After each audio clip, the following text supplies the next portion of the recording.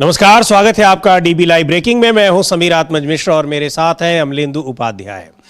केरल और तेलंगाना में स्थानीय निकाय चुनाव में कांग्रेस पार्टी को भारी बढ़त दिखाई पड़ रही है, जीत हासिल हो रही है। और इधर उत्तर प्रदेश में भारतीय जनता पार्टी अपने प्रदेश अध्यक्ष का चुनाव कर रही है, लेकिन प्रदेश अध्यक्ष के चुनाव से ठीक पहले वहां पार्टी में गतिरोध सामने दिखाई पड़ रहे हैं। और इसके अलावा बिहार से भी बड़ी खबर है, वहां फिर एक बार कोशिशें हो रही हैं, राजनीतिक उठापटक की स्थितियां दिखाई पड़ रही हैं।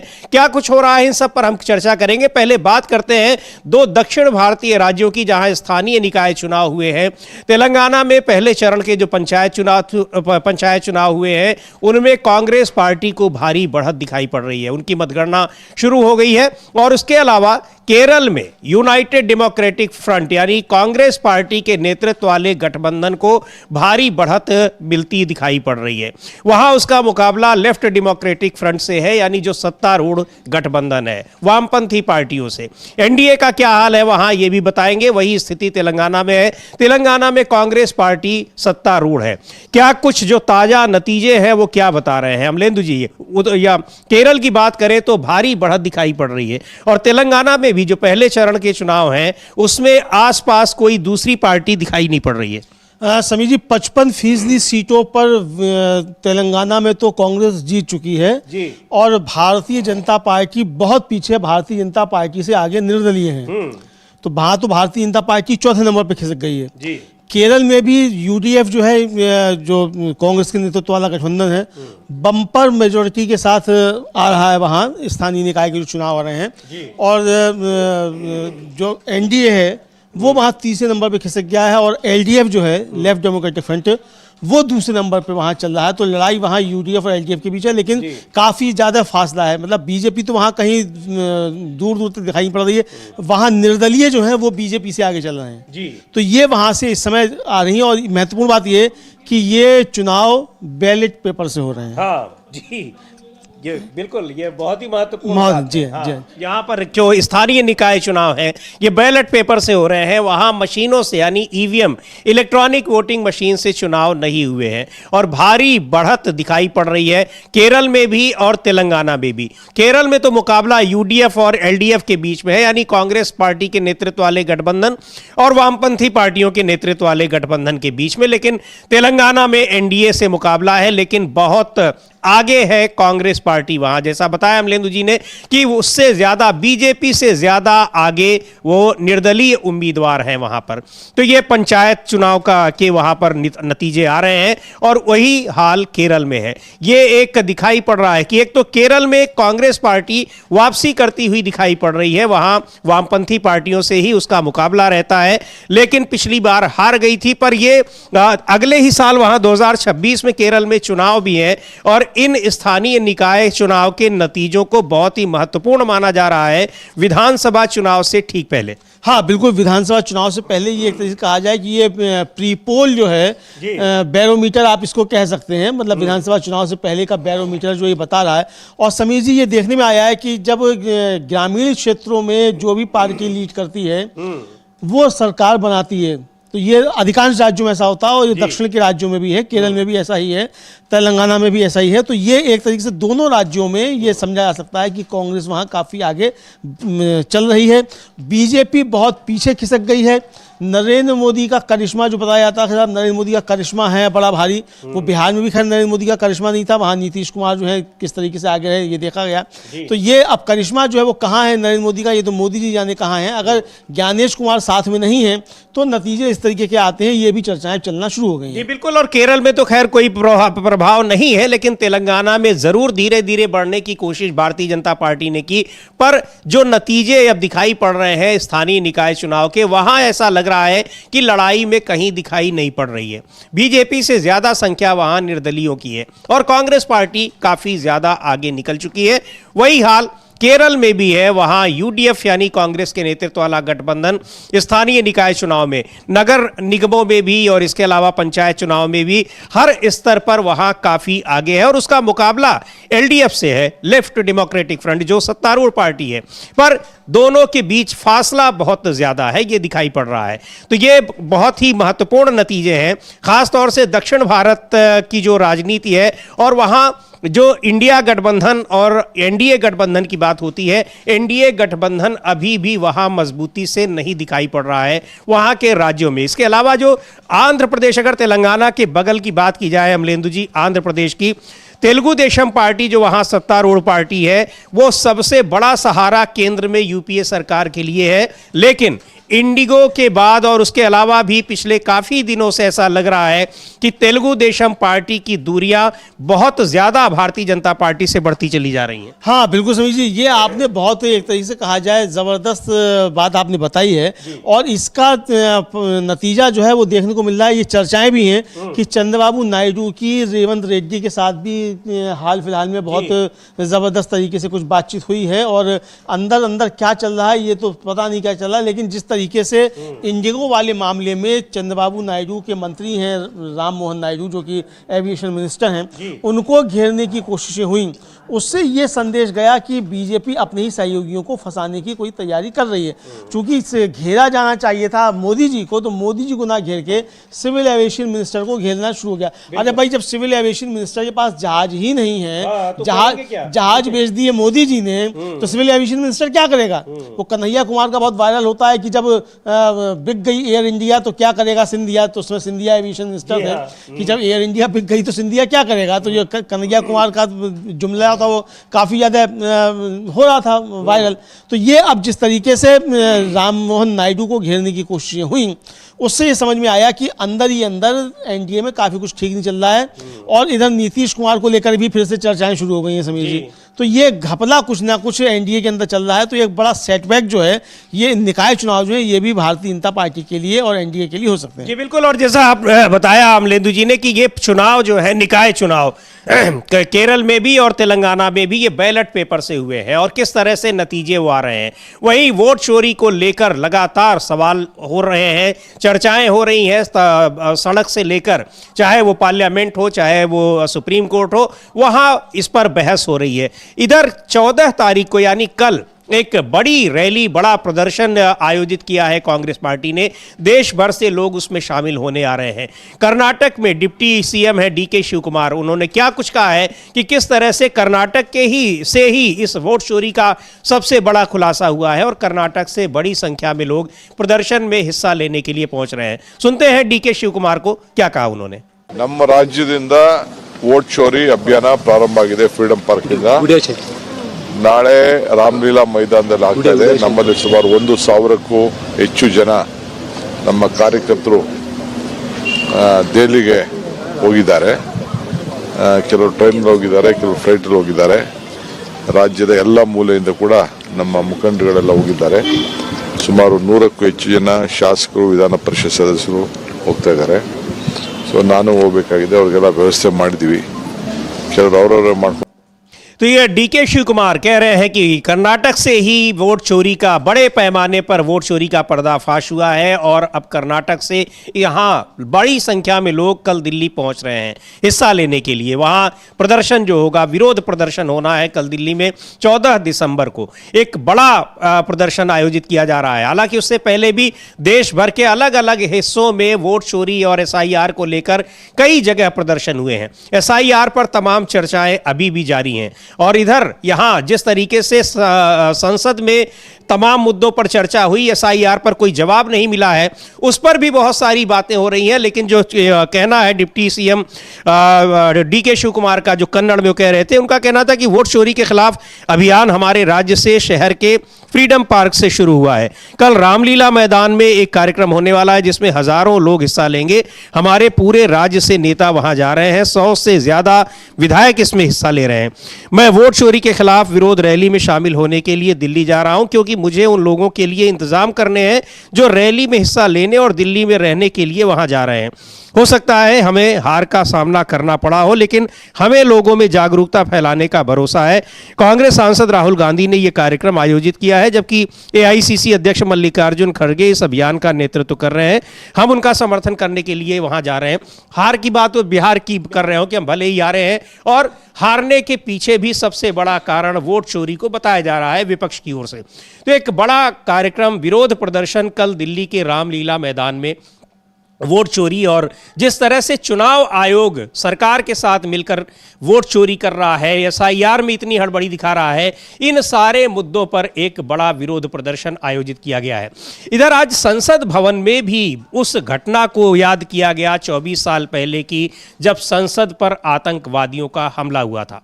वहाँ बहुत तमाम नेताओं ने, वहाँ सब ने श्रद्धांजलि दी जो लोग उसमें मारे गए थे, जिन लोगों की जान गई थी उस आतंकवादी हमले में। उस पर राहुल गांधी जी पहुंचे हैं और राजीव शुक्ला जो सांसद हैं, पूर्व केंद्रीय मंत्री हैं, उन्होंने क्या कुछ कहा है उस हमले को लेकर, सुनते हैं हम लोग राजीव शुक्ला को। आज का दिन संसदीय इतिहास का एक बहुत ही दुखद दिवस है। इस दिन इसी संसद में मैं भी सदस्य था। जिस तरह से आतंकवादियों ने हमला किया था, बहुत बड़ा उनका मकसद था और हमारे इनकी सराहना करनी होगी, हमारी सुरक्षा बलों की और हमारे साथ जो स्टाफ यहाँ पे रहता संसद में उनका, कि उन्होंने पूरा मुकाबला लिया। उनकी जान चली गई, लेकिन उन्होंने सारे जो है आतंकवादियों को धराशायी कर दिया।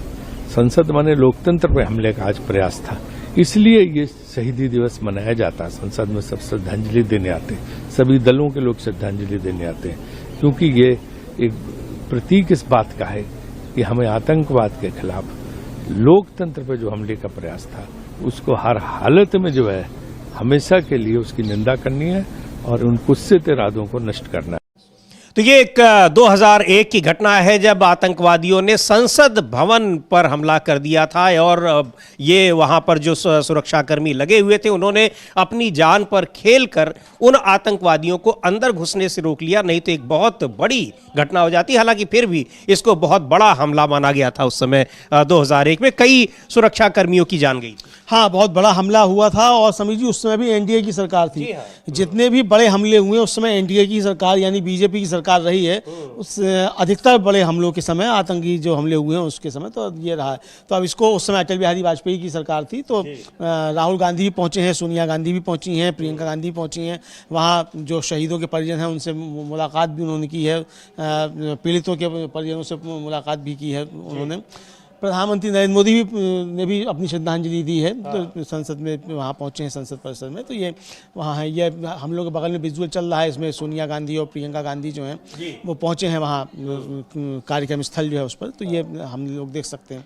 तो ये एक बड़ी घटना थी और आज उसके जो है वो बरसी है, तो उस पर ये वहाँ कार्यक्रम हुआ है। तो राहुल गांधी भी वहाँ पहुँचे हैं। जी बिल्कुल। और यहाँ एक महत्वपूर्ण बात ये है, कल एक सरकार का एक बड़ा फैसला आया और सरकार के जो फैसले आते हैं वो किस तरह के होते हैं वो उनको जानना सुनना, कई बार उसमें हंसी भी आती है। लेकिन उस मामले में प्रधानमंत्री नरेंद्र मोदी का एक फिर पुराना वीडियो वायरल हो रहा है और वो वीडियो वायरल जो हो रहा है वो किसी चुनावी सभा का नहीं है। संसद भवन के भीतर, लोकसभा के भीतर उन्होंने जो कुछ कहा था वो वायरल हो रहा है। मुद्दा है मनरेगा यानी महात्मा गांधी राष्ट्रीय ग्रामीण रोजगार गारंटी कार्यक्रम जो है उसको लेकर किस तरीके से प्रधानमंत्री नरेंद्र मोदी ने उस योजना की आलोचना की थी, उसको बताया था कि ये कैसे अपने आप खत्म हो जाएगी, कितनी बेकार योजना है। और ये योजना जिसकी पूरी दुनिया भर में प्रशंसा हुई थी, उस योजना को लागू करने के बाद भारत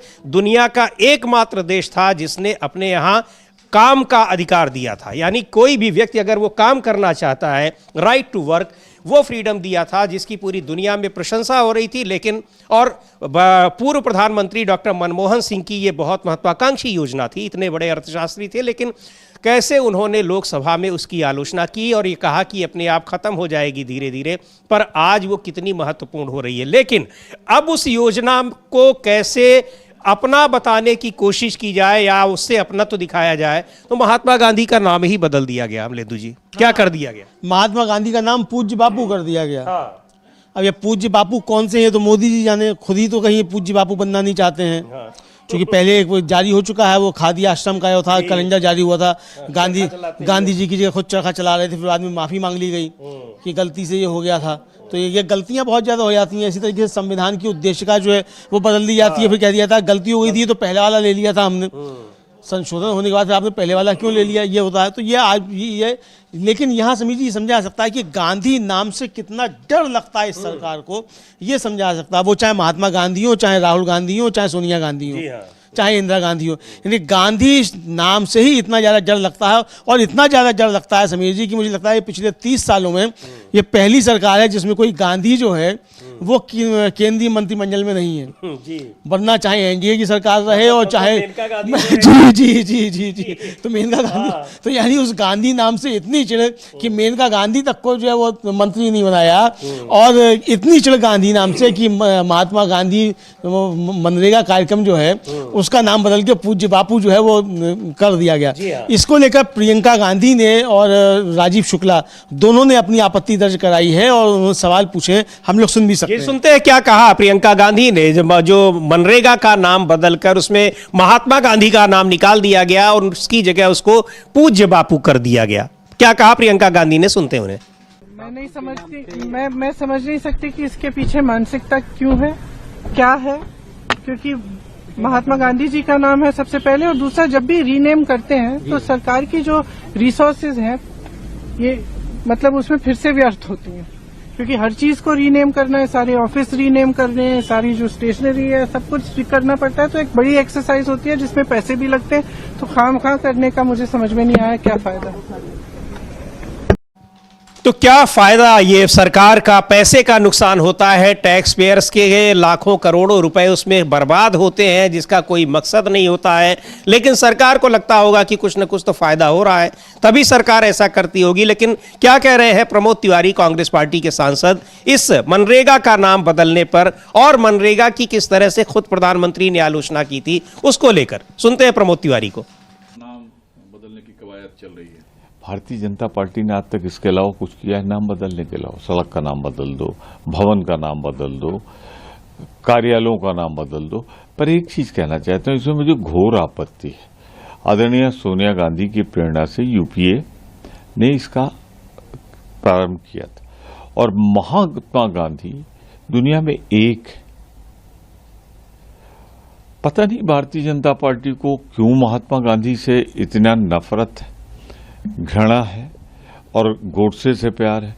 अब उन्होंने इसका जो नामकरण बदला है बापू, अब बापू तो कई लोग संत हैं वो अपने आप को बापू कहते हैं, मैं नाम नहीं लेता किसी का लेकिन कहते हैं, तो महात्मा गांधी का नाम नहीं हटाना चाहिए था। अगर बापू नाम जोड़ना ही था तो बापू महात्मा गांधी मनरेगा होती। तो मैं तो भाजपा का इस प्रयास को कहीं से ठीक नहीं समझता। महात्मा गांधी का नाम हटाना, इतनी गांधियों से डर और घृणा क्यों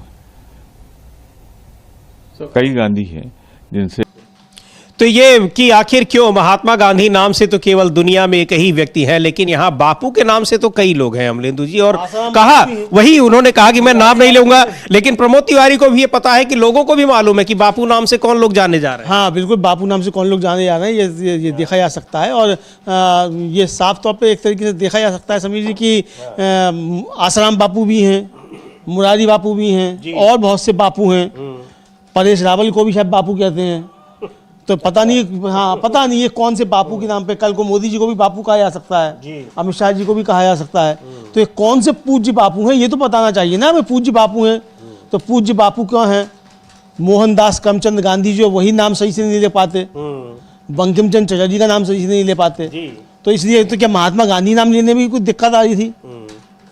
तो ये मतलब जो चिढ़ है एक तरह से गांधी नाम से, वो चिढ़ सामने निकल कर आ रही है। और ये समझा जा सकता है कि इसके पीछे भारतीय जनता पार्टी की जो मंशा है वो ये है कि लोग गांधी जी को भूल जाए। तो क्या आपके इससे भूल जाएंगे लोग? अच्छा, क्या गांधी या सरकारी नामों से जो मतलब सरकारी कार्यक्रम चल रहे हैं उनके नाम से क्या उससे जाने जाते हैं? भाई मोदी जी को गलतफहमी होगी कि गांधी को रिचर्ड एंटवरो की फिल्म जो थी गांधी उससे पहचाना गया, लेकिन उसकी वजह से गांधी की पूरी दुनिया भर में मूर्तियां नहीं लग गई। और पुतिन जो आए वो गांधी फिल्म देखकर नहीं आए थे राजघाट पे अभी सिर झुकाने के लिए। तो ये मोदी जी जो है, अब मोदी जी को तो जब जाते हैं तो बताया जाता है कि भाई ये मोदी जी वहां से आए हैं, जो गांधी नेहरू का देश है, उस देश के प्रधानमंत्री हैं। जी। तो ये मजबूरी है। अब ये कल दो चीजें हुई, एक तो सावरकर की प्रतिमा का अमलेंदु जी वहां पर उसका उद्घाटन हुआ, और दूसरा यहाँ मनरेगा से गांधी जी का नाम हटाकर उसको पूज्य बापू कर दिया गया। अब ये बहुत संदिग्ध है, क्या महात्मा गांधी को ही के नाम को ही पूज्य बापू किया गया? क्योंकि अगर पूज्य बापू करना था तो महात्मा गांधी का नाम अपने आप में पर्याप्त है उनके बताने के लिए कि ये गांधी जी का नाम है। पूज्य बापू से संदेह पैदा होता है कि ये किसका नाम है, और यही मंशा रही होगी जो कहा जा रहा है, जो कह रहे हैं प्रमोद तिवारी कह रहे हो, चाहे तमाम और नेता कह रहे हो। और कल ही सावरकर की प्रतिमा का उद्घाटन हो रहा है, और किस तरीके से गृह मंत्री अमित शाह और जो आरएसएस प्रमुख है मोहन भागवत, उन लोगों ने उसका उद्घाटन किया। तो दोनों काम एक ही दिन हो रहे हैं। इसके पीछे भी एक बड़ा मैसेज है, और यूं ही नहीं किया गया है, किसी और भी दिन किया जा सकता था। बिल्कुल किसी और भी दिन किया जा सकता था, लेकिन ये बताने की कोशिश, एक तो सावरकर को महात्मा गांधी से बड़ा बताने की कोशिश की जाती है, कभी सावरकर को भगत सिंह से बड़ा बताने की कोशिशें की जाती हैं। तो ये असल में जिनके अपने कोई महापुरुष नहीं है तो दूसरों को ही बनाना चाहते हैं। हालांकि सावरकर भी इनके नहीं है, और सावरकर जब तक जिंदा रहे आरएसएस ने एक भी बार सावरकर का नाम नहीं लिया, क्योंकि सावरकर जो थे वो गाय को माता नहीं मानते थे, ये था। और मांसाहारी भी थे, नास्तिक भी थे, बहुत सारी चीजें। तो इसलिए जो है वो सावरकर को इन्होंने कभी नहीं पूछा। लेकिन अब जो है वो सावरकर को गांधी से बड़ा दिखाने की कोशिश है।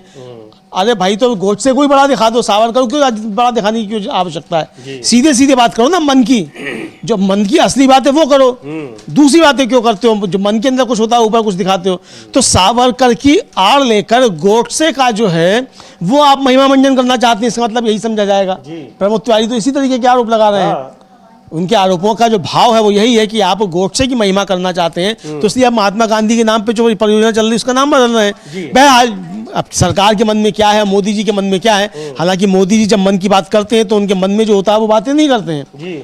मन में जो होता है वो तो अचानक से निकल आता है संसद में, जब वो कहते हैं कि अकेला सब पर भारी छाती अपनी ठोकते पीटते हैं। पता नहीं कितने इंच की है, पता नहीं, वो तो बताते हो 56 इंच की है। बहरहाल 56 इंच की हो या 56 सेंटीमीटर की हो या 56 मिलीमीटर की हो, इससे हमें क्या लेना। छाती आपकी, संभाल के रखिए भाई, है ना। देश के किस काम की है ये देखना होगा। जी बिल्कुल। और एक नजर फिर डाल लेते हैं हम लेंदु जी की जो केरल में निकाय चुनाव के नतीजे हैं, क्या कुछ कह रहे हैं।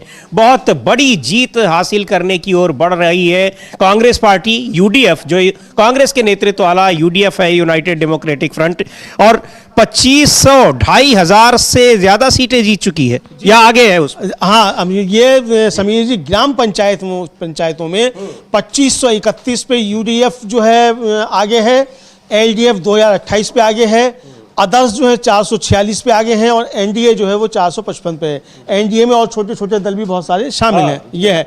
और अब ये आंकड़ा फिर बदल गया, 2569 पे यूडीएफ है, 2061 पे एलडीएफ है, एनडीए 457 पे, अदर्स 453 पे। इसी तरीके से जो ब्लॉक पंचायत हैं उनमें 117 पे यूडीएफ यानी कांग्रेस वाला, 92 पर एलडीएफ यानी सीपीआई-एम वाला, 7 पर अदर्स हैं, और एनडीए जो है वो 12 पर है। इसी तरीके से जो म्यूनिसिपैलिटीज़ हैं उनमें 1362 पर कांग्रेस वाला गठबंधन, 996 पर सीपीआई-एम वाला, अदर्स जो है इंडिपेंडेंट और अदर्स वो 312 पे, और एनडीए जो है वो 306 पर आगे है। ये है तो बहुत ज़बरदस्त तरीके से पटखनी जो है वो वहाँ एनडीए को, भारतीय जनता पार्टी को मिल रही है। अदर्स जो है यानी इंडिपेंडेंट जो है वो एनडीए से ज्यादा जीत कर आ रहे हैं। ये अब सीधे ये कहा जाए कि एनडीए को अदर्स से यानी जो निर्दलीय है उनसे पटखनी मिल रही, क्योंकि लड़ाई तो वहां यूडीएफ और एलडीएफ के बीच है। हाँ, मतलब अगर एनडीए और यूडीएफ और एलडीएफ के बीच देखा जाए तो 6 गुने का अंतर है। जी हाँ। मतलब अब ये 2600 हो चुका है यूडीएफ जो है, और एलडीएफ 2103 पे है इधर ग्राम पंचायतों में। और इसी तरीके से म्यूनिसिपैलिटीज में 1363 पर यूडीएफ है और 998 पर एलडीएफ है, और 306 पे एनडीए, और अदर्स जो है 312 पे है। तो यानी तीसरे और चौथे नंबर की टक्कर जो है वो अदर्स और एनडीए के बीच चल रही है, ये अभी तक देखने में आ रहा है। और पहले और दूसरे के लिए जो है वो टक्कर जो है वो यूडीएफ और एलडीएफ के बीच में है, और इसमें भी भारी अंतर जो है यूडीएफ और एलडीएफ के बीच में। जी बिल्कुल, यूडीएफ और एलडीएफ के बीच में, यानी जो वामपंथी दल है, सत्तारूढ़ पार्टी है, काफी पीछे चल रही है वहां कांग्रेस के नेतृत्व वाले गठबंधन से। और इधर ये सारे चुनाव आपको पता ही है कि ये बैलेट पेपर से हुए हैं, बैलेट पेपर से होते हैं निकाय चुनाव। और वहीं वोट चोरी को लेकर बड़ा जो एक कार्यक्रम हो रहा है, विरोध प्रदर्शन कल दिल्ली के रामलीला मैदान में, उसको लेकर क्या कुछ कहा है राजस्थान के पूर्व मुख्यमंत्री हैं अशोक गहलोत, उनको भी सुनते हैं। और ये काफी बड़ा प्रदर्शन इसको माना जा रहा है। अभी तक का मुझे लग रहा है कि अभी बहुत सारे यूं तो प्रदर्शन और विरोध जगह जगह हुआ है, लेकिन एक दिल्ली के स्तर पर एक सबसे बड़ा प्रदर्शन इसको माना जा रहा है। अमलेंदु जी। हाँ बिल्कुल, दिल्ली के स्तर पर एक बड़ा प्रदर्शन माना जा रहा है। और ये मतलब एक जो जनता का प्रदर्शन है वो इसको समझा जा सकता है समीर जी, कि दिल्ली में इस मसले पर, वोट चोरी के मसले को कहिए या एसआईआर का मसला कहिए या जो भी मसला कहिए, मतलब चुनाव आयोग से पूरा चुनाव से संबंधित जो है, ये एक बड़ा प्रदर्शन हो रहा है। इसको लेकर अशोक गहलोत जो राजस्थान के पूर्व मुख्यमंत्री हैं, उन्होंने भी कुछ कहा है, हम लोग उसको भी सुन सकते हैं। जी सुनते हैं अशोक गहलोत को क्या कह रहे हैं। प्रिय साथियों, हर देश के सामने लोकतंत्र को बचाने की, संविधान को बचाने की और प्रत्येक मतदाता के वोट को सुरक्षित रखने की जरूरत हमारे सामने। जिस प्रकार का व्यवहार चुनाव आयोग कर रहा है वो बहुत दुर्भाग्यपूर्ण है। एक आम मतदाता भी कोई शिकायत करे तो चुनाव आयोग का कर्तव्य होता है कि वो उसकी जांच करे। और यहाँ तो अगर राहुल गांधी जो नेता प्रतिपक्ष है लोकसभा में, वो रिसर्च करके कोई शिकायत कर रहे हैं तो वो उनसे एफिडेविट मांगता है। आप सोच सकते हो कि इसकी मंशा, इसका मतलब ठीक नहीं है, चिंताजनक स्थिति है।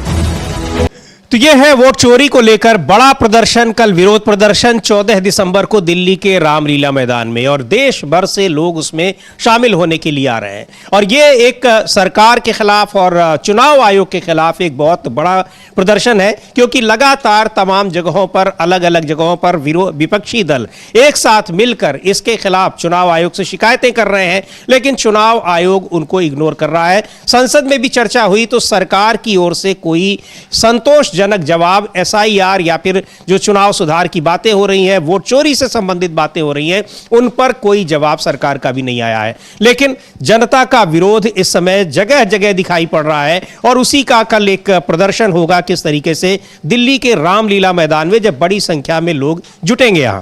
हाँ बिल्कुल समीर जी, बड़ी संख्या में मतलब लोग जुटेंगे और प्रदर्शन होगा रामलीला मैदान में। और इसको लेकर सबसे ज़्यादा तैयारियां जो कांग्रेस कर रही है, वो तैयारियां समीर जी राजस्थान से, हरियाणा से, मतलब खास तौर से पंजाब से, दिल्ली जो लगे हुए इलाके हैं, यहाँ से सबसे ज़्यादा लोगों को लाने की तैयारी हो रही है। केसी वेणुगोपाल जो कांग्रेस के महासचिव हैं, उन्होंने भी इसकी तैयारियों को लेकर अपनी बात कही है अंग्रेजी में, लेकिन थोड़ा सा उसको सुना जा सकता है। उसके बाद फिर जो गोविंद सिंह डोटासरा हैं प्रदेश कांग्रेस के अध्यक्ष राजस्थान के, उनकी भी बात है, वो भी हम लोग सुन सकते हैं। जी बिल्कुल, सुनते पहले केसी वेणुगोपाल को, कांग्रेस के महासचिव क्या कह रहे हैं। December 14 rally. I think people are aware of that.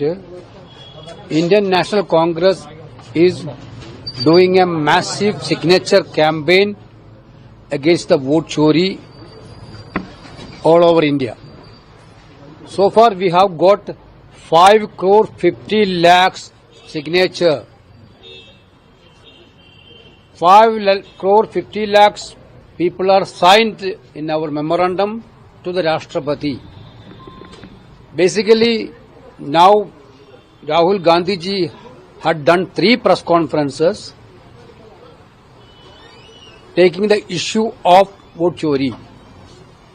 And Rahul ji demonstrated with evidences how vote chori happening in these elections.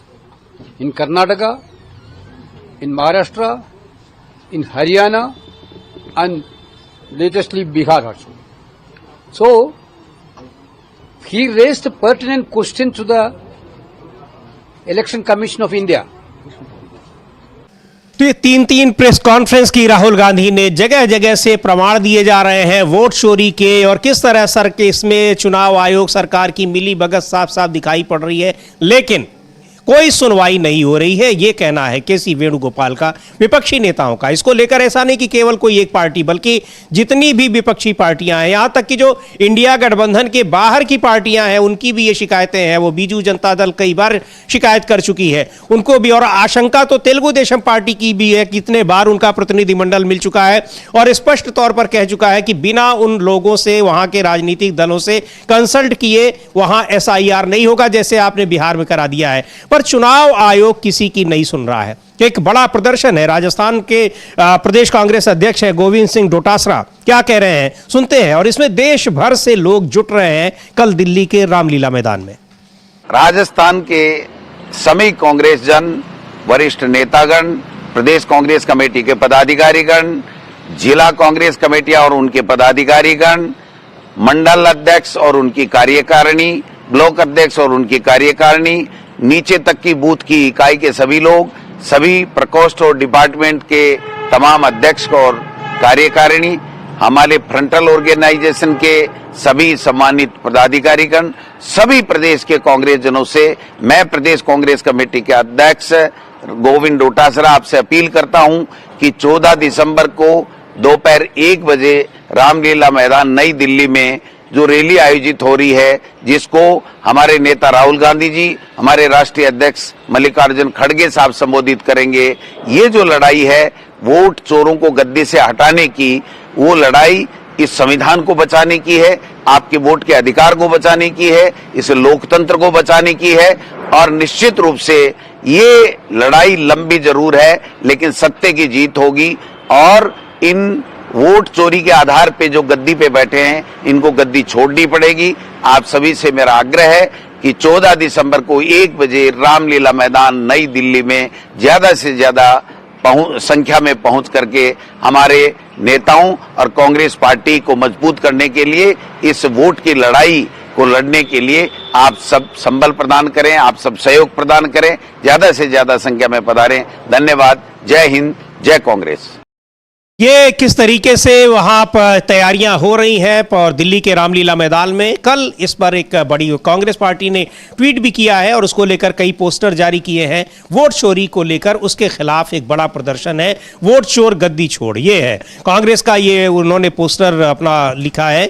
और वोट चोर गद्दी छोड़ विशाल रैली 14 दिसंबर 2025 रामलीला मैदान। और ये एक बड़ा कार्यक्रम है कांग्रेस पार्टी का, विपक्ष का और वोट चोरी के खिलाफ। ये काफी बड़ा अभियान, और जैसा कई बार कह भी चुके हैं मल्लिकार्जुन खड़गे, अमलेंदु जी की बहुत जरूरत है इसकी, सड़कों पर उतरने की। और उन्होंने तो ये भी कहा था तालकटोरा स्टेडियम में कि इसके लिए राहुल गांधी ने जिस तरह से पदयात्रा की थी, तो तमाम सभी नेताओं को इसमें इस तरह के जो सड़क पर उतरकर अभियान और उसका विरोध करने की जरूरत है। अब उसकी एक बड़े पैमाने पर शुरुआत देखी जा रही है, जो कल दिल्ली में हो रहा है रामलीला मैदान में। हाँ बिल्कुल, ये बड़ी शुरुआत देखी जा रही है। और ये जो एक लंबा कार्यक्रम चला था, केसी वेणुगोपाल ने बताया भी कि 5.5 करोड़ हस्ताक्षर जो पूरे देश भर से आए हैं, राष्ट्रपति से मिलने के लिए समय मांगा जा रहा है। उनको 5.5 करोड़ हस्ताक्षर सौंपे जाएंगे कि लोगों को चुनाव आयोग पर भरोसा नहीं रहा, और ये एसआईआर जो कराया जा रहा है, क्या क्या गड़बड़ियाँ हैं, किस तरीके से वोट चोरी की जा रही है। तो ये एक बड़ी, और ये वोट चोर गद्दी छोड़, ये जो नारा दिया समीर जी, ये तो बच्चे के कान में मतलब पहुंच गया, और ये एक तरीके से कहा जाए जन नारा बन गया है जी। आप सीधे किसी से पूछिए, वो तुरंत कहता है कि वोट चोर गद्दी छोड़। तो ये एक बड़ी उपलब्धि जो एक कहा जा सकता है कि वोट चोर गद्दी छोड़ जो है ये बन गया। और ये भारतीय जनता पार्टी, नरेंद्र मोदी और ज्ञानेश कुमार जो मुख्य चुनाव आयुक्त हैं, उनके लिए परेशानी का सबब होना चाहिए निश्चित तौर पर कि ऐसा नारा जनता के बीच कैसे चल रहा है, कैसे गूंज रहा है। लेकिन जिस तरीके से कांग्रेस ने तैयारियां शुरू की हैं इस आंदोलन की, मतलब ये अंत नहीं है, शुरुआत होगी, जन आंदोलन की एक शुरुआत होगी दिल्ली में एक रैली के जरिए, उसके बाद फिर ये देश भर में आंदोलन फैलेगा। तो एक बड़ा आंदोलन समीर जी हमको देखने को मिल सकता है। और जिस तरीके से बिहार में गतिविधियां चल रही हैं समीर जी, और गतिविधियां चल रही हैं आंध्र प्रदेश में, इसको देखकर भी बहुत कुछ आशंकाएं व्यक्त की जा रही हैं। भी आते हैं और इसको लेकर हाँ किस तरह से क्या कह रहे हैं अजय राय जो उत्तर प्रदेश कांग्रेस के अध्यक्ष हैं। डीके शिव कुमार ने बताया कि कर्नाटक से हजारों की संख्या में लोग आएंगे, उनके रहने रुकने के इंतजाम करने के लिए वो खुद ही दिल्ली पहुंच रहे हैं। इसके अलावा राजस्थान, हरियाणा और देश के तमाम इलाकों से लोग पहुंच रहे हैं इस विरोध प्रदर्शन में हिस्सा लेने के लिए। अजय राय को सुनते हैं, उत्तर प्रदेश कांग्रेस के अध्यक्ष हैं, वो क्या कह रहे हैं। नमस्कार मेरे भाइयों और बहनों, आगामी 14 तारीख को रामलीला मैदान में SIR को लेकर, वोट चोरी को लेकर एक बड़ी रैली होने जा रही है। मैं अपने सभी भाइयों से, बहनों से, अपने सभी परिवार के लोगों से आग्रह करूंगा कि इस रैली में मजबूती के साथ अपनी भागीदारी सुनिश्चित करें, जिसको हमारे नेता आदरणीय राहुल जी ने और हमारे कांग्रेस के लोगों ने जो मुद्दा उठाया है उस मुद्दे को पूरा समर्थन करें, साथ दें। हम सब लोग पूरी ताकत के साथ खड़े हैं और जो आज देश के अंदर जो वोट चोरी का मुद्दा है वो घर घर के अंदर है। मैं बनारस से आता हूं। बनारस में जिस तरीके से मोदी जी चुनाव जीते वोट चोरी करके, वो आप सबके सामने है। ये सारी बातों को लेकर हमारे नेता आदरणीय राहुल जी, आदरणीय खड़गे जी और सभी वरिष्ठ नेतागण अपनी बात रखेंगे। आप सबसे मेरा आग्रह है कि सब लोग 14 तारीख को 10 बजे तक रामलीला मैदान में उपस्थित हों। ये मेरा सबसे आग्रह है, निवेदन है। धन्यवाद। जय हिंद, जय कांग्रेस। तो ये अजय राय वहां पर पहुंचने का आग्रह कर रहे हैं। बार बार अजय राय बनारस का जिक्र करते हैं अमलेंदु जी, और ये कहा जा रहा है कि जो एक बड़ा, अभी जो सबसे बड़ा विस्फोट होने वाला है, राहुल गांधी चेतावनी देते रहते हैं।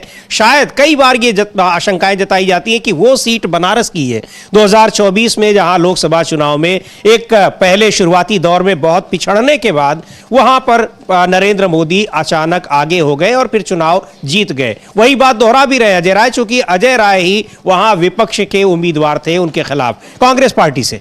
बिल्कुल समीर जी, और ये उसी समय हम लोग भी तो उसको लाइव कर रहे थे। उस समय जो परिणाम आए थे, 6 राउंड तक नरेंद्र मोदी हारते रहे और अचानक से फिर फीड आना बंद हो गई, परिणाम आना बंद हो गए और शाम को मालूम पड़ा कि मोदी जी जीत गए। ये गजब तरीके का हुआ। तो इसी को लेकर आरोप लगा रहे हैं और साफ तौर पर अजय राय कहते हुए सुने जा सकते हैं कि नरेंद्र मोदी वोट चोरी करके जीते, ये स्पष्ट कह रहे हैं अजय राय। तो ये अब नरेंद्र मोदी के लिए बहुत शर्मिंदगी वाली बात है कि एक तरफ आप बड़ा 56 इंच की आपकी छाती है और आप वोट चोरी करके चुनाव जीते हैं, और अगर नहीं जीते हैं तो फिर आप हलफनामा देके कहिए कि आप वोट चोरी करके नहीं जीते हैं, फिर से रिकाउंटिंग करा ली जाए, कहिए फिर आप। बिल्कुल। लेकिन जब जिस तरह के आरोप लग रहे हैं उस समय आप अपना गाजे बाजे के साथ बड़ा अभिनंदन तो करा रहे हैं, मगर मोदी जी बेचारे दिल से तो जानते होंगे ना चोरी से जीते हैं। हाँ, बिल्कुल दिल से तो जानते होंगे। अब दिल की बात जो है ये थोड़ी है कि रेडियो पे आके कहने मन की बात में कि भाई जो हम वो चोरी से जीते हैं, ये जो अजय राय कहने वो बात सही है, ऐसा नहीं कह सकते ना। तो वो मन की बात अलग होती है, लेकिन मन में जो उनके है वो तो जानते हैं ना, वो ये है। बिल्कुल। और क्या कुछ कह रहे हैं इमरान प्रतापगढ़ी, कांग्रेस के सांसद हैं, उनको भी सुनते हैं। और दिल्ली के रामलीला मैदान में कल एक बड़ा विरोध प्रदर्शन होना है और उसको लेकर देश भर से तमाम लोग वहां पर जुट रहे हैं। कांग्रेस पार्टी ने इस विरोध प्रदर्शन का आह्वान किया है वोट चोरी के खिलाफ। सुनते हैं इमरान प्रतापगढ़ी को। तो इंकलाब की आमद का इंतजार न कर, जो हो सके तो अभी इंकलाब पैदा कर। आगामी 14 दिसंबर को नेता प्रतिपक्ष राहुल गांधी जी की आवाज पर पूरा देश इकट्ठा हो रहा है दिल्ली के ऐतिहासिक रामलीला मैदान में, एक नारा लगाते हुए, वोट चोर गद्दी छोड़। पूरे देश में वोट चोरी के नाम पर एक ऐसी महारैली आयोजित हो रही है जिसमें आएगा देश का कांग्रेस पार्टी का एक एक कार्यकर्ता, देश के तमाम ऐसे अमन पसंद लोग जो सरकार की वोट चोरी के खिलाफ खड़े हैं। तो मैं आपको भी आवाज देता हूं और आपको भी पुकारता हूं, आपको भी निमंत्रित करता हूं कि आइए आने वाली 14 तारीख को और उस ऐतिहासिक पल के साक्षी बनिए जब राहुल जी हुंकार लगाएंगे और पूरे देश में इस सरकार की वोट चोरी के खिलाफ एक आवाज बुलंद होगी, एक नारा बुलंद होगा। आइए 14 दिसंबर ऐतिहासिक रामलीला मैदान दिल्ली का आप सबका इंतजार रहेगा। तो एक बड़ा विरोध प्रदर्शन है चुनाव आयोग के खिलाफ, सरकार के खिलाफ वोट चोरी को लेकर। सरकार पर आरोप लग रहे हैं कि चुनाव आयोग को हाईजैक कर लिया है सरकार ने और चुनाव आयोग सरकार से मिलकर वोट चोरी करा रहा है और देश भर में अलग अलग चुनाव में भारतीय जनता पार्टी को फायदा पहुंचा रहा है। तो उसके खिलाफ एक बड़ा, ये पहली बार एक बड़ा आंदोलन हो रहा है, प्रदर्शन हो रहा है दिल्ली के रामलीला मैदान में। हालांकि कई प्रदर्शन इससे पहले हो चुके हैं, लेकिन अब यह माना जा रहा है कि कि जो सड़कों पर उतरने की बात है अमलेंदु जी, तो अब ये इसकी शुरुआत है। इसका अब एक जो कार्य योजना तैयार करने की बात कही गई है, हो सकता है कल उसके बारे में कुछ बताया जाए, लेकिन अब ये देश भर में बड़े पैमाने पर अब शुरू हो चुका है। बिल्कुल समझिए, ये बड़े पैमाने पर देश भर में शुरू हो चुका है और बहुत बड़े पैमाने पर ये शुरू हो चुका है। एक तो पूरे देश भर में वोट छोड़ गद्दी छोड़ रैलियां निकली और अब ये बड़ी रैली यहाँ की जा रही है दिल्ली में। इसके बाद ये फिर देश भर में एक कोई कार्यक्रम दिया जाएगा। कानूनी रास्ते तो अपनाए ही जा रहे हैं जो भी हो सकते हैं, चुनाव आयोग को दबाव बनाने की कोशिश की जा रही है, संसद में चर्चा इस पर हुई और वहाँ अपनी बात कही गई। एक बड़ा आंदोलन जो है वो खड़ा हो सकता है चुनाव आयोग और भारतीय जनता पार्टी के खिलाफ, ये देखा जा सकता है। इधर समीर जी, जो केरल में जो नतीजे आ रहे हैं उस पर एक बार फिर नजर डाल दी जाए। अब कांग्रेस जो है लगभग 3000 सीटें वहाँ ग्राम पंचायत की जीत चुकी है, 2978, और एलडीएफ जो सीपीएम वाली माकपा वाला है वो 2420, अदर्स जो है वो 513, 3000 पार कर गया, यूडीएफ 3011 हो गया और अदर्स 513 और बीजेपी जो है 548 ग्राम पंचायतों पे। इसी तरीके से जो ब्लॉक पंचायत हैं जो हम लोगों के यहाँ उत्तर प्रदेश में जो वो ब्लॉक प्रमुख जो कहलाते हैं, तो वो 188 सीटें जो हैं वो यूडीएफ, 132 एलडीएफ, 16 एनडीए, 10 अदर्स। और इसी तरीके से जो डिस्ट्रिक्ट पंचायत है, जिला परिषद, इसमें एक सीट जो है वो जीती है अभी तक यूडीएफ और 2 सीटें जीत गई है इस पे एलडीएफ। 346 ये जिला पंचायत है वहाँ। अच्छा, इसी तरीके से म्यूनिसिपैलिटी में जो है 1383 यूडीएफ यानी कांग्रेस और 1024 जो है वो एलडीएफ यानी माकपा, और अदर्स जो है वो 317 और 312 जो है वो एनडीए। इसी तरीके से जो कॉरपोरेशन है उसमें 119 यूडीएफ, 83 एलडीएफ, एनडीए 64 और अदर्स जो है वो 13।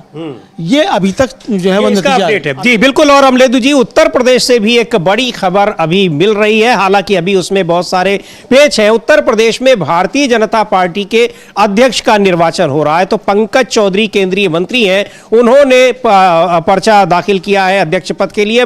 यह देखना है कि कोई और पर्चा दाखिल होता है या नहीं होता है, लेकिन अचानक वहां पर साध्वी निरंजन, उनके नाम की भी चर्चा थी, पर अचानक जब वो पहुंची है तो ऐसा लग रहा है कि शायद वो भी वहां पर कहीं पर्चा न दाखिल करे या फिर क्या कुछ हो रहा है।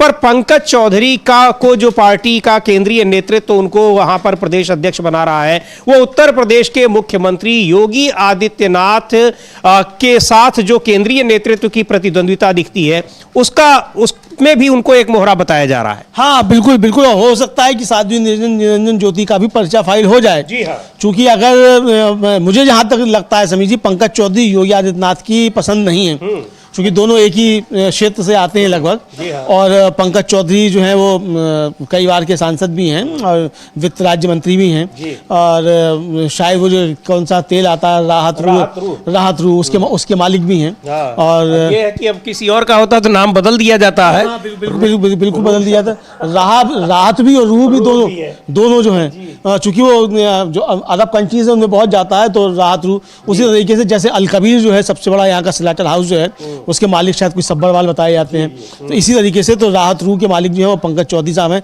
तो अब जो है ये राहत रूह जो है समीर जी, इसके मालिक साहब जो हैं किसकी रूह को राहत देंगे और किसकी रूह को आफत देंगे बीजेपी में, ये एक नया संघर्ष वहां से उत्तर प्रदेश में देखने को मिल सकता है। हो सकता है योगी जी को मना लिया जाए कि आप अपना प्रत्याशी खड़ा मत कीजिए, लेकिन अगर खड़ा कर देते हैं तो एक स्थिति जो है वहां, इसका मतलब अमित शाह वर्सेस योगी आदित्यनाथ जो चर्चाएं चलती रहती हैं वो जमीन पर भी देखने को मिल सकती हैं। हालांकि अभी तक चर्चा यही है कि केवल पंकज चौधरी अपना नामांकन दाखिल करेंगे, और अगर मान लीजिए कोई दूसरा करता भी है और योगी आदित्यनाथ किसे करवा भी देते हैं तो जो पीठासीन अधिकारी होंगे पर्चा खारिज भी कर सकते हैं दूसरे का।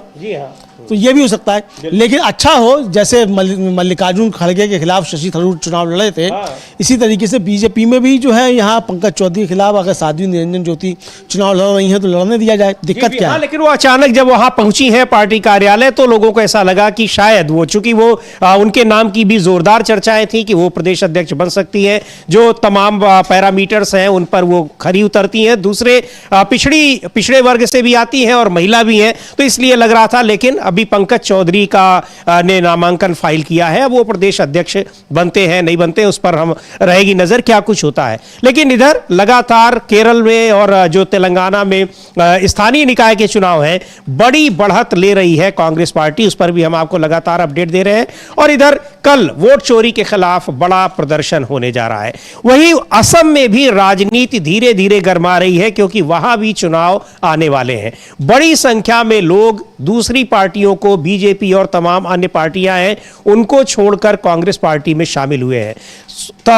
गौरव गोगोई को सुनते हैं, असम प्रदेश कांग्रेस के अध्यक्ष। कल उन्होंने कई लोगों को कांग्रेस पार्टी में शामिल किया और क्या कुछ कह रहे हैं सरकार को लेकर। एक बार सुनते हैं गौरव गोगोई को।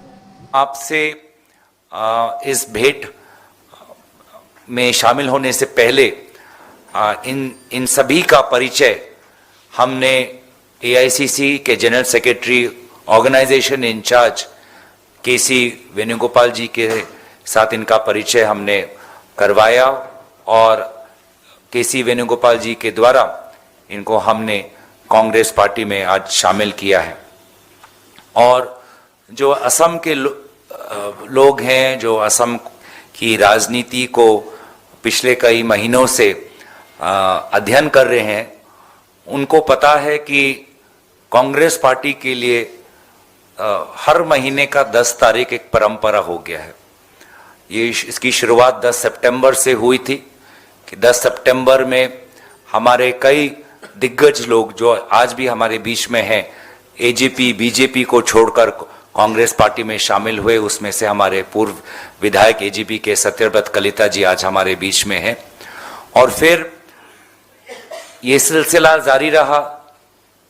10 अक्टूबर को लोग शामिल हुए और 10 नवंबर के तारीख में लगभग एक ही दिन में, एक ही समय पर अलग अलग जिलों में 11,000 लोग कांग्रेस पार्टी में शामिल हुए। ये एक झलक है कि किस प्रकार से असम में हवा का रुख बदल रहा है। और आज हम बहुत आभारी हैं, कृतज्ञ हैं कि आप देखें कि मंच पर बोडो समाज, कार्बी समाज, मिसिंग समाज, आदिवासी समाज, कुछ राजवंशी समाज, अनुसूचित जाति समाज, असमिया समाज, रिलीजियस माइनॉरिटी समाज, ये सारे समाज के नेतागण आपको देखेंगे। बीटीआर एरिया से, कार्बी आंगलोंग एरिया से, धुबरी से, जागीरोड से, तिनसुकिया से। तो और ये सारे जो विभिन्न, जो असम की जो डाइवर्सिटी है, हर कम्युनिटी से लोग आज कांग्रेस दल में शामिल हो रहे हैं। और एक कारण, जो एक समस्या जो सारे समाजों में है और सारे प्रांतों में है, वो है बेरोजगारी। बेरोजगारी चाहे वो कार्बी पहाड़ में हो, चाहे वो बोडो अंचल में हो, चाहे वो चाय बागान में हो, चाहे वो एससी अनुसूचित जाति के अंचलों में हो, गांवों में हो, रिलीजियस माइनॉरिटी, लिंग्विस्टिक माइनॉरिटी के एरिया में हो, सब जगह आज असम का युवा बेरोजगारी से ग्रस्त है। और इस वक्त अगर बेरोजगारी के समस्या को, अगर हमें वास्तविक में इसको एक परिवर्तन लाना है, बदलाव लाना है, तो हमको उद्योग पे ध्यान देना पड़ेगा। छोटे उद्योग पर, मध्यम उद्योग पर। उद्योग के द्वारा ही हम असम की बेरोजगारी की समस्या को हम कम कर सकते हैं। लेकिन दुख की बात यह है कि जो भी हमारे उद्योग हैं, एक के बाद एक कमजोर होते जा रहे हैं। आज चाय उद्योग लगभग आज खत्म हो चुका है। आज चाय उद्योग, बड़े बड़े उद्योगपति नहीं, लेकिन बीजेपी दल से जुड़े हुए कुछ नेता अपने काले धन को छुपाने के लिए आज चाय बागान के मालिक हो रहे हैं। अगर आज आप अपना, हमारा जो हमने आप देख रहे हैं, जो हमारा टेक्सटाइल्स का जो उद्योग है, एरी, मुगा, सिल्क का जो उद्योग है, आज खत्म हो चुका है। जो हमारे ट्रेडिशनल कोऑपरेटिव्स हैं, बेल मेटल का, वो आज खत्म हो चुके हैं। और हम देख रहे हैं कि एक के बाद एक अब उद्योग बचा नहीं, अब बस बचे हैं तो चंद 4-5 बड़े ठेकेदार, कॉन्ट्रैक्टर। आज असम की इकोनॉमी पूरी कॉन्ट्रैक्टर के ऊपर, बड़े बड़े ठेकेदार के ऊपर आज निर्भर हो गई है, और जिसके कारण आज बेरोजगारी की समस्या बढ़ रही है।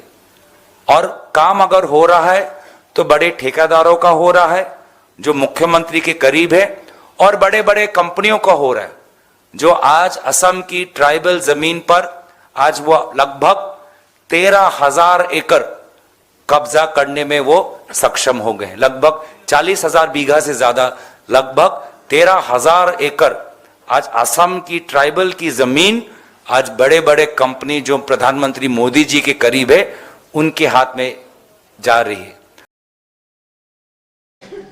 तो गौरव गोगोई असम प्रदेश कांग्रेस के अध्यक्ष है। बहुत बड़ी बात कही अमलेंदु जी, और ये खबर मुझे नहीं लगता कि ये मेन स्ट्रीम मीडिया में इस तरीके से दिखाई गई हो। एक दिन में 11,000 लोग अपनी पार्टियों को छोड़ के कांग्रेस में शामिल हुए। बिल्कुल समीर जी, बहुत बड़ी बात है, और ये खबर ब्लैकआउट है एक तरीके से। जो तथाकथित मुख्य धारा का मीडिया है वहाँ से ये खबर ब्लैकआउट है, और ये एक बड़ी उपलब्धि है। और गौरव गोगोई मेहनत भी समीर जी बहुत कर रहे हैं वहाँ जमीन पे, बिल्कुल एक जमीनी कार्यकर्ता की तरह से काम कर रहे हैं। हालांकि इससे पहले भी जो प्रदेश के अध्यक्ष थे वो भी बहुत मेहनती थे, और लेकिन चूंकि इसके जरिए एक संदेश भी देना है कि हमारा चीफ मिनिस्टर का कैंडिडेट कौन है, तो ये दिखाने के लिए भी उनको बनाया गया। तो और बहुत मतलब मिलजुल कर वहाँ कांग्रेस जो काम करती हुई दिखाई पड़ रही है। और ये जो बात कह रहे हैं कि कैसे कितनी आदिवासियों की जमीन हड़पने की कोशिश, हाँ, आदिवासियों की जमीन हड़पने की कोशिश की जा रही है। वहाँ आदिवासियों के बड़े जबरदस्त प्रदर्शन हो रहे हैं समीर जी। हम लोगों ने कई बार दिखाया कि किस तरीके से रात में जो मशाल जुलूस वहाँ निकल रहे हैं और सरकार के खिलाफ। दूसरा वो जो जुबिन गर्ग थे उनकी जो जान जाने का मसला है, उसको लेकर किस तरीके से सरकार पे बहुत सारे सवाल उठ रहे हैं। तो वहाँ भी घिरी हुई सरकार जो है, तो ये देखने में आ रहा है। तो वहाँ बहुत मजबूती के साथ काम करने लगे। जो वहाँ के मुख्यमंत्री हिमंता बिस्वा शर्मा, वो भी कुछ ना कुछ वक्तव्य जो है अपने जारी करते ही रहते हैं ताकि सुर्खियों बने रहें, लेकिन उनके में बने रहे। और जो कह रहे हैं गौरव गोगोई, वो बातें लोगों के उससे लोगों को भटकाया जा सके। लेकिन सुखदेव भगत जो कांग्रेस के सांसद हैं, उन्होंने हिमंता बिस्वा शर्मा के ऊपर बहुत तगड़ा हमला बोला है, वो भी हम लोग सुनते हैं। सुखदेव भगत कांग्रेस के सांसद हैं, क्या कह रहे हैं कि क्यों वहां पर ये इस तरह के जो घपले और घोटाले हो रहे हैं उनसे लोगों का ध्यान हटाने के लिए मुख्यमंत्री कई बार इस तरह के बयान देते रहते हैं। सुनते हैं क्या कह रहे हैं सुखदेव भगत। जो कभी कांग्रेस का गढ़ हुआ करता था, वहां बीजेपी और बीजेपी ने कांग्रेस को अलग थलग कर रखा है। असम के मुख्यमंत्री ने कहा है कि मेरे काम से तो मुस्लिम भाई खुश होते हैं। एक ने उनसे कहा कि जरूरत पड़ी तो हम किडनी दे सकते हैं आपको पार्टी को, लेकिन बीजेपी को वोट नहीं देंगे। उन्होंने कहा वोट विचारधारा के आधार पर होता है। सरकारी योजना या आर्थिक सहायता चाहे 10,000 दे दूं, 1 लाख दे दूं, खास समुदाय के लोग मुझे वोट नहीं देंगे, मुझे नहीं चुनेंगे। मैं एक कविता सुनाऊं, क्योंकि हेमंत बिस्वा शर्मा जी अब पूरे भारतीय जनता पार्टी के लिए बहुत महत्वपूर्ण है। आज भी हम चंद्रयान और मंगल ग्रह की हम बात करते हैं, लेकिन भारतीय जनता पार्टी आज भी उस नैरेटिव सेट करने में या उस जिसे कहते हैं फ्रेम से बाहर निकले जिसमें एक धार्मिक बातें हो या फिर धर्म की जाति की बातें हो, हिंदू मुस्लिम की बातें हो। इसलिए मैंने कहा कविता मुझे बोलनी चाहिए। झड़ गई पूंछ रोमांच झड़े, पछता का झड़ना बाकी है, बाहर बाहर तन संवर गया, मन अभी संवरना बाकी है। ये आज भी वही हिंदू मुस्लिम धार्मिक इस प्रकार की बातें करते हैं? क्या संवैधानिक संस्थान में बैठे व्यक्ति इस प्रकार की बातें करें? कहीं सूचित लगता है कि ये एक मुख्यमंत्री जिस प्रकार के हिंदू मुस्लिम की बातें करें, धार्मिक आधार पर बातें करें? तो ये इसलिए मैंने कहा कि आज भी भले हम कह लें कि हम बहुत आधुनिक हो गए हैं, हम होमोसेपियंस वाले और ये हैं, लेकिन मानसिकता तो आज भी वही है ना।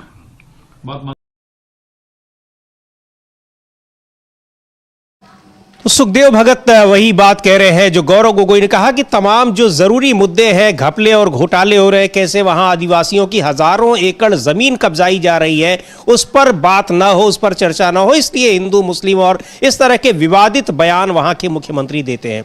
वही बात सुखदेव भगत भी कह रहे हैं, कांग्रेस पार्टी के सांसद। और यहां लेकिन सरकार, वहां असम की सरकार कई मुद्दों पर गिरी हुई है, ये स्पष्ट है। कैसे वहां लगातार आदिवासियों के प्रदर्शन हो रहे हैं, कैसे वहां तमाम समुदाय जो है सरकार के खिलाफ प्रदर्शन कर रहे हैं, पर वहां किस तरीके से वहां एक जो लोगों के बीच में कुछ उन मुद्दों को उठाने की कोशिश होती है जिनसे आम लोगों का कोई मतलब नहीं है। और उधर अमलेंदु जी, बिहार में भी राजनीति बहुत एक तरीके से कहा जाए कि वहां राजनीतिक गर्मी जो है वो कम नहीं होने पा रही हो, बीच बीच में बढ़ती ही जाती है। हाँ, और फिर एक बार सुनाई पड़ रहा है। बिल्कुल समीर जी, फिर एक बार सुनाई पड़ रहा है। एक तो ये कहा जाता है समीर जी कि नीतीश कुमार अगर जा रहे हैं राजगीर तो समझ लीजिए कि कुछ ना कुछ गड़बड़ होने वाली है, मतलब नीतीश कुमार की तरफ से कुछ ना कुछ गड़बड़ होने वाली है।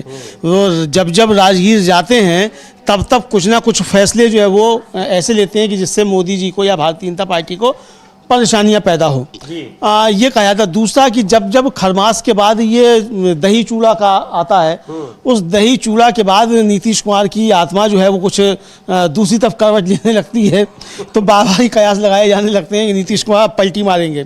तो अब लेकिन जो चर्चाएं चल रही समीर जी, वो जिस तरीके से भारतीय जनता पार्टी और नीतीश कुमार के बीच सांप सीढ़ी का खेल चल रहा है, लुका छिपी का चल रहा है, छुआ छाई का जो खेल चल रहा है, उस खेल में आज नीतीश कुमार ने एक बड़ा कदम चल दिया है। नीतीश कुमार आज अपने दलबल के साथ गए हैं राजगीर। अब कहा तो ये जा रहा है कि वो राजगीर में जो विकास कार्य हो रहे हैं उनका जायजा लेंगे, अधिकारियों को दिशा निर्देश देंगे, लेकिन इस बार नीतीश कुमार उन साफा मंत्री को साथ लेके गए हैं जिन्होंने मुड़ासा या तो सिर पे बांध लिया था कि जब तक नीतीश कुमार को मुख्यमंत्री पद से नहीं, हाँ मुरैठा, जब तक वो नहीं हटा लेते तब तक वो मुरैठा नहीं खोलेंगे, और बाद में फिर मुरैठा जाके गंगा में खोल दिया था, बनारस में जाकर के। तो वो सम्राट चौधरी जो हैं वो आज साथ गए हैं नीतीश कुमार के, और कुछ और एक मंत्री भी गए हैं। तो अब क्या नीतीश कुमार सम्राट चौधरी को साथ में लेकर कोई खेल करेंगे? अब ये शंकाएं जो शुरू हो गई, ये चर्चाएं भी शुरू हो गई हैं कि नीतीश कुमार एक तो उनको डिप्टी चीफ मिनिस्टर बनाने को राजी हो गए, फिर उनको उन्होंने गृह मंत्रालय भी दे दिया। इधर उनके पिताजी जो है सम्राट चौधरी के शकुनी चौधरी, उनका एक वीडियो बहुत वायरल होता है, वो कह रहे हैं नरेंद्र मोदी को यहीं गाड़ देंगे, इस तरीके की बातें जो हैं। तो यानी पुराने वो जेडीयू के नेता भी हैं शकुनी चौधरी, तो सम्राट चौधरी तो क्या मतलब भारतीय जनता पार्टी में जेडीयू के स्लीपर सेल हैं क्या? अब इस तरह की चर्चाएं भी शुरू हो गई हैं। अब हो या नहीं हमें नहीं मालूम क्या है क्या नहीं है, लेकिन जो चर्चाएं चलना शुरू हो जाती हैं उन चर्चाओं पर लोग आखिर कैसे लगे? नीतीश कुमार के राजगीर जाने का मतलब कि कुछ ना कुछ उठापटक की तैयारी है, और इस उठापटक में क्या सम्राट चौधरी नीतीश कुमार के साथ होंगे? ये एक बड़ी चिंता जो है वो बीजेपी के लिए हो सकती है। बिल्कुल। और एनडीए में अमलेंदु जी बहुत कुछ चल रहा है, और यहाँ सबसे जो महत्वपूर्ण बात है वो आंध्र प्रदेश से भी बड़ी खबरें आ रही हैं कि वहां किस तरीके से तेलुगु देशम पार्टी इस समय भारतीय जनता पार्टी से बिल्कुल खिलाफ है, खासतौर से जब से यहाँ इंडिगो को लेकर ये विवाद हुआ है, और उस विवाद का ठीकरा फोड़ने की कोशिश की गई। राम मोहन नायडू यानी जो एविएशन मिनिस्टर है, बहुत करीबी है तेलुगु देशम पार्टी के, तो है ही, चंद्रबाबू नायडू के बहुत ही करीबी हैं, उनके ऊपर, और यहां सरकार पूरी तरीके से उससे अलग दिखाई पड़ी, और राम मोहन नायडू को एक तरीके से अलग थलग कर दिया गया, और मेन स्ट्रीम मीडिया में जमकर किरकिरी हुई, और यह कहा जा रहा है कि ऐसा जानबूझकर हुआ। अब जो कुछ भी वजह हो, लेकिन इसको लेकर जबरदस्त नाराज हैं तेलुगु देशम पार्टी के नेता चंद्रबाबू नायडू, और कई मुलाकातें उनकी हो चुकी हैं डीके शिव कुमार जो डिप्टी सीएम है कर्नाटक के, और रेवंत रेड्डी जो तेलंगाना के मुख्यमंत्री हैं, कांग्रेस पार्टी के नेता हैं। हाँ, और यहाँ एक बात और है समीर जी कि रेवंत रेड्डी इससे पहले तेलंगाना में टीडीपी के प्रदेश अध्यक्ष भी रह चुके हैं, और उनसे काफ़ी उनके अच्छे संबंध हैं। और जो वाईएसआर कांग्रेस के जो अध्यक्ष हैं जगन मोहन रेड्डी, जो आंध्र प्रदेश के पूर्व मुख्यमंत्री हैं, उन्होंने तो खुला आरोप लगाया था कि चंद्रबाबू नायडू हॉटलाइन पे रेवंत रेड्डी के जरिए राहुल गांधी के संपर्क में हैं। ये उनका आरोप था, और वो आरोप उन्होंने भी वापस नहीं लिया है। तो क्या कुछ चल रहा है? चूंकि ये 2026 जैसे आ रही है, चल रहा है। जगन मोहन रेड्डी की करीबी जिस तरह से प्रधानमंत्री मोदी से दिखाई पड़ती है, अमित शाह से दिखाई पड़ती है, उसको लेकर भी चंद्रबाबू नायडू बहुत कंफर्टेबल नहीं रहते हैं बीजेपी के केंद्रीय नेतृत्व से। बिल्कुल बहुत कंफर्टेबल नहीं रहते हैं। उससे पहले वाईएसआर जो है वो पिछले दरवाजे से बीजेपी की काफी मदद करती रही है जी।